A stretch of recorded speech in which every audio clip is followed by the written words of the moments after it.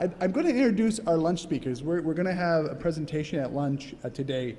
Marjorie Malpiede will, over there in red, as you were introduced earlier today, will introduce to us a new initiative that stems from a partnership between the CLTE and the Mary Christie Institute.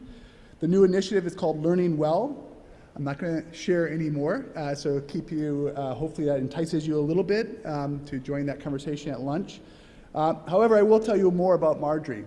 Marjorie is the executive director of the Mary Christie Institute, as well as the editor of the Mary Christie Quarterly and its quadcast.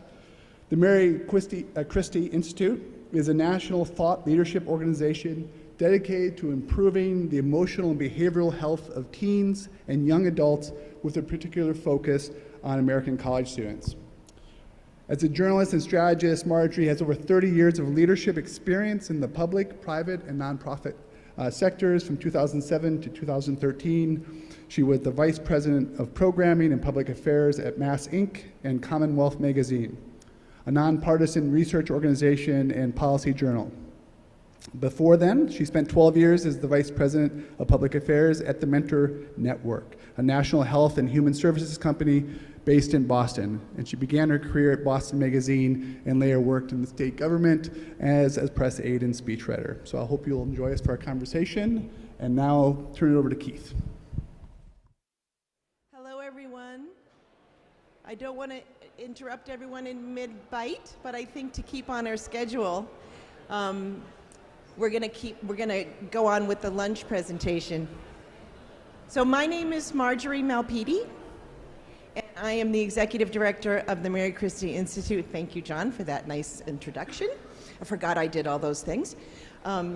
Otherwise known as the woman with the red jacket today. But I'm very, very excited to be here. I'm here to talk about a new collaboration between the CLTE and the Mary Christie Institute. And my background is in public policy and journalism, so I'm an outsider to the group. And I'm not used to presenting, I'm used to reporting on all of you and the great work that you do every day on behalf of our students. So I'm really excited to be here in this very warm and comforting group where we actually feel a very good sense of belonging, or certainly I do. So I'm here to talk about the new publication that we're going to be doing called Learning Well. If it's all right with all of you, I'd like to talk a little bit about how we got here and a little bit about the Mary Christie Institute. So MCI is a think tank dedicated to helping young people thrive. And we do this through research, journalism, and convenings. We were founded in 2015 to address what everyone in this room knows as the college mental health crisis. This is a slide from our colleagues at the Healthy Minds Network that talks about shows the rising prevalence of depression and anxiety symptoms among college students from 2013 to 2020.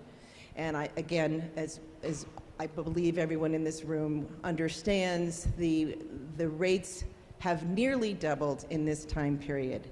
And as a result of that, wait times at counseling centers across the country have increased. The demand for counseling center services has really skyrocketed, and it has led to what we commonly call as the crisis. So we started this organization with a burning question, which is, what is higher education doing about this problem? So our target audience for this change, and how can we move the needle on these issues, were leaders in positions to address the rising rates of mental distress that our young people were reporting. And we thought a lot about how to go about doing that. We were founded as a think tank, and we were thinking, what methods would we use to really try to move the needle on this? So one of the first things that we established was a survey research program. We wanted to really dig into what it was that the stakeholders in this issue were really thinking about and what perspectives they were coming from. So in the past 6 or 7 years, we've done a series of survey research reports. We surveyed parents to get their understanding of what their expectations were and their knowledge of what mental health resources really existed on their son or daughter's campus. We surveyed faculty. This was right during the pandemic, to ask them about what their experiences have been around understanding and reaching out or being on the receiving end of their students' experiences around mental health. We learned an awful lot there, which I'd be happy to go into. We surveyed students themselves on their experiences with what this sort of rising phenomenon on peer support on college campuses. And most recently, we surveyed the mental health and well-being of young professionals, recent graduates, which we'll talk about later today in our panel. So we also have a number of publications, and I'm hoping that many of you in this room receive them. I'm the editor of the Mary Christie Quarterly, which is a magazine of ideas and interviews and op-eds around this work. We have a podcast that I think a number of you in this room have been a part of. Where's Joe? That was one of my awesome edition of the podcast, the Quadcast, which tagline is where conversations in college student mental health occur. We think we're very clever with that name.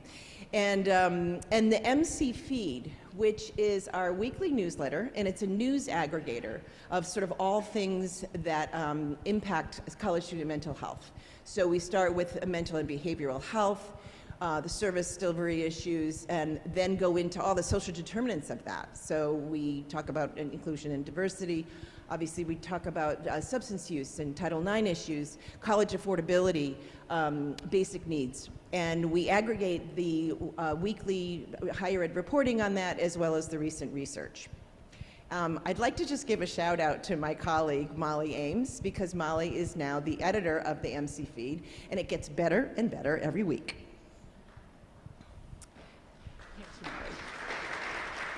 I'm going to bring Molly up again in a minute, too. And finally, we spend a lot of time on convenings and engagement. We have a lot of partners in this space, folks that you'll know about, I'm sure, the JED Foundation and the American Council on Education, the Steve Fund that focuses entirely on the mental health of research organization focused on the mental health of students of color. And we have we've done many convenings on mental health and well-being for students, starting with college presidents. We did our first one at NYU in 2016, and we're going to do our 6th one next week in Washington, D.C. It's a partnership with Georgetown University, and on average, we've got about 25 college presidents that come together off the record and talk about these issues on their campus. And it has been a very interesting trajectory of those discussions over the years, which I'll talk a little bit about. We also have a President's Advisory Council that is chaired by Jack DeGioia, who's the president of Georgetown.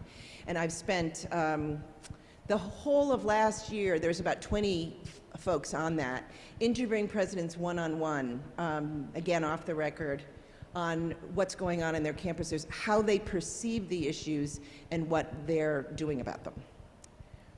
So we've learned a lot, so much, and we've changed our perspective on things, again, based on what we learned. What we learned first off is, I think we sort of started off a bit accusatory.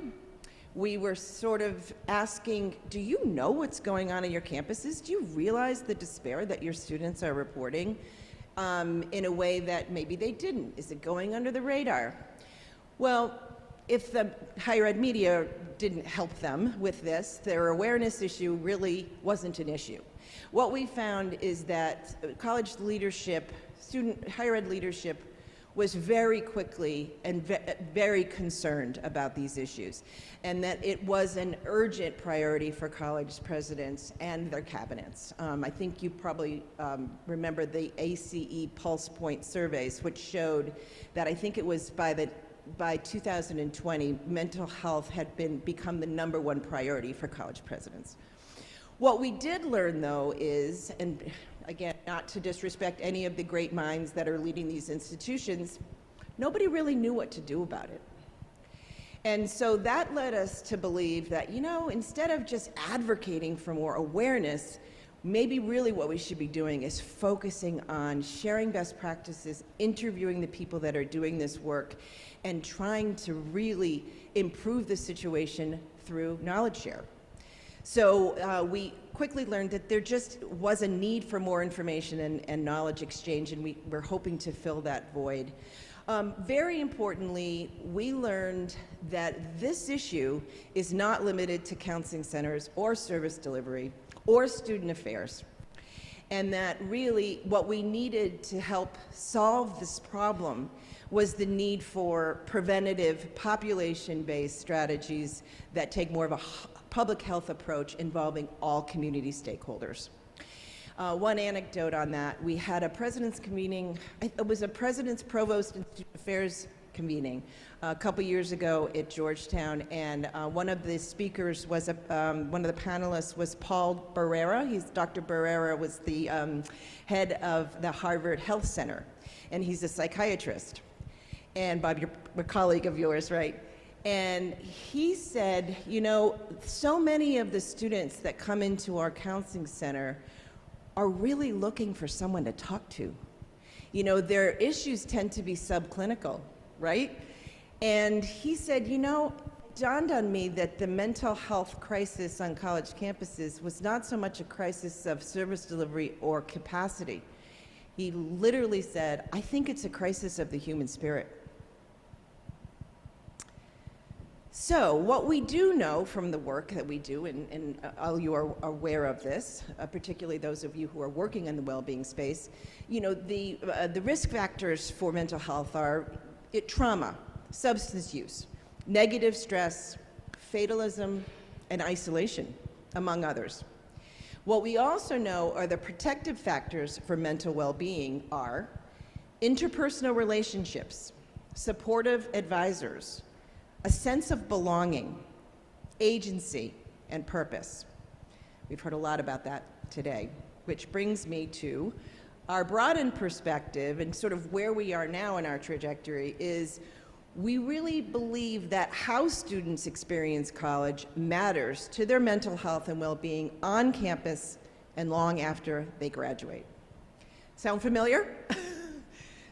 So I met Rick Miller about, 3 or 4 years ago, Rick. I was doing an article for the Quarterly on the amazing experience that he led at Olin College. And then a couple years later, Rick came to one of the convenings with Clayton Spencer and Paula Johnson, and presidents of both Bates and Wellesley, respectively. And they gave a presentation on what was going on with the CLTE and the growing movement. I did a much more in-depth article on the CLTE all the way back to its origins and got to meet a lot of the great people that I work with now, John and Tom Katsoulias and Keith and others. And it just dawned on me that we had such well-aligned missions. So our common mission, from what we have learned and what Rick has shown us, is that we need to use what we know influences lifelong well-being and apply that broadly to all students. How can we build a community? How can we educate? And I think most importantly, how can we inspire others to really make a difference, as Rick said, in a way that might be akin to smoking cessation? So we have decided that we're going to publish a new magazine, and we're going to call it Learning Well. It's a joint publication of both the CLTE and MCI. It's for and by people dedicated to making higher education more just, more health promoting, and life transformative. I wish so much that this was about another 10 days from now and I could have showed everybody our beautiful new website that's being designed, but we're gonna have to just kind of use our imaginations to get through this. But it will be a media site with an annual printed edition that I hope everybody puts on their coffee tables. And our audience for this is similar to what I referred to earlier, people who are in positions to really make a change in this area. So higher education leaders, administrators and staff, faculty, researchers, practitioners, parents, students. Our themes cross our organizations, and I hope cover a lot of what we talked about today and we're going to continue to discuss at this conference. Student mental health and well-being, teaching and learning and the innovations in that space, human flourishing, positive psychology, equity and access, which is not so much a theme as underlies everything that we're going to be reporting on, as is research and assessment. The way we're going to be doing this, and I love that this storytelling was such a theme this morning, and I don't have to go into this because obviously we now know the value and the power of storytelling, but this is one of the things that we identified as an important avenue for our reporting in Learning Well. So we're going to tell people's stories, and in doing that, really understand how I guess it's our theory at this point comes to life. I might just point out that this second example here, what I learned from Rachel Lau, came about after going to the CLTE meeting last summer in Chicago and meeting this young woman who had a remarkable personal growth story that just inspired me so much. So we got together and we wrote this together, and what I learned from Rachel Lau is me. What I learned from Rachel Lau, and it was just amazing how somebody who came from a very difficult position and had sort of a difficult college experience, just talk about redemption, you know, and strength and agency and what happened to her and how that happened to her at college. So another big area for us is, and this is something I hope that you all think about after you leave, is data reporting and research translation. So Learning Well will not be a peer-reviewed journal. Learning Well is a magazine. But what we want to do is we want to be able to communicate your research in ways that are interesting and accessible for a number of different audiences and readers. So these are some things that we actually do in the quarterly, and we're going to continue some form of this in Learning Well, which is the Making Sense of Science is actually interviews with a researcher at the University of Maryland School of Public Health who brings new, whether it's doctoral students or new researchers, she interviews these folks that are doing sort of emerging work, and we report that in the magazine. Finally, big ideas. We just really, really want to be a source where people come and say, oh, I read about so-and-so's big idea in Learning Well magazine. Some of these folks will be familiar to you. There's Bob. So Pam Ettinger is the president of the Bunker Hill Community College in Massachusetts. She's a huge leader in the community college movement. We talked about emerging adults. That's Jeff, oh my God, Jeffrey, forgetting his last name, who was the researcher who coined the phrase many years ago. And then, of course, there's Lori Santos, who came to, I think, a few years ago to the conference. So, and there's Clayton Spencer. So we are going to have a very robust op-ed section, so we're going to really welcome people to submit their ideas. So next steps, and I would actually welcome anyone in my colleagues on the steering committee to jump in here, but we're going to be creating an editorial board, toot sweet, actually we're going to do that very soon, of about 8 individuals who are going to help drive the content for the magazine and also help open doors to really interesting people that we would like to interview.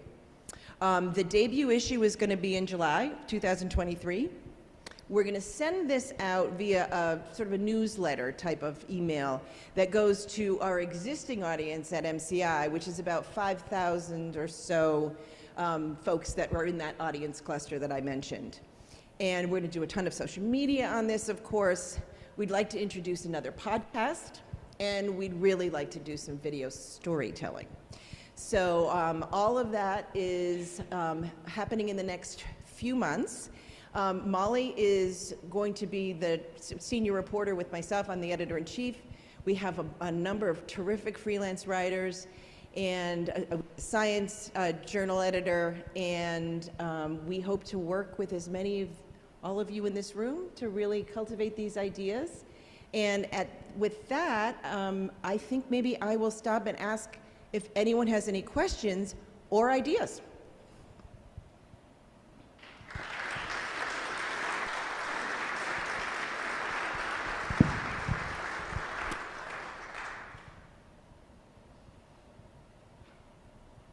That was easy.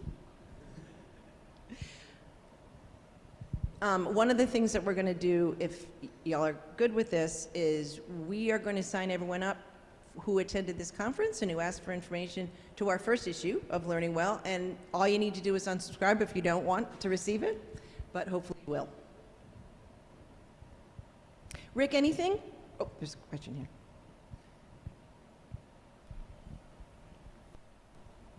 I mean, it sounds great, and mostly about getting the word out of the good work that you're doing, everybody else is doing. I'm sure if you looked at the group that we have here, our net, social media, whatever following is in the hundreds of thousands. How can we help you? That's a great question. You are going to be part of our community, Bob. And that's really what we want to do. Specifically, I think what we most want you to do is share and contribute. The other thing that has worked well in the work that we've previously done is that each of you has a following. Each of you has a network. And yes, it's certainly LinkedIn and it's your social channels, but it's also your own communities, the people that you share your work with. So what we're hoping is if this is a forum for the work of all of you, including yourself, then this will be a way for you to share it. And that means we all win. Rick, anything you'd like to add?